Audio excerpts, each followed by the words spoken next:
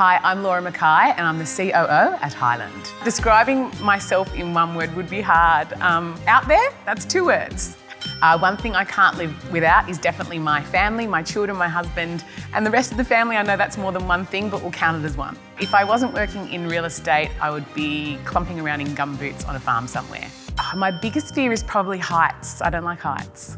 My biggest real estate heroes would definitely be the people that I get to go to work with every day. I don't know if it's a hobby, but my go-to thing is dressing down with no makeup in casual clothes. I like to be a recluse. Is that a thing? I feel most at home being at home, and that's with the people who I love the most, very close friends and my kids.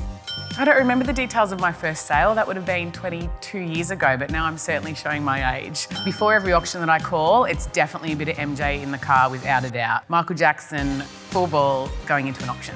I think buyers often get things wrong when it comes to overanalyzing the market itself. I'm a big believer if you want to buy because you're looking for an investment, if you want to buy because you need a bigger home or a smaller home, then buy. Don't try and overread the market. A piece of advice I would give to my 16-year-old self would be to have fun and enjoy the ride.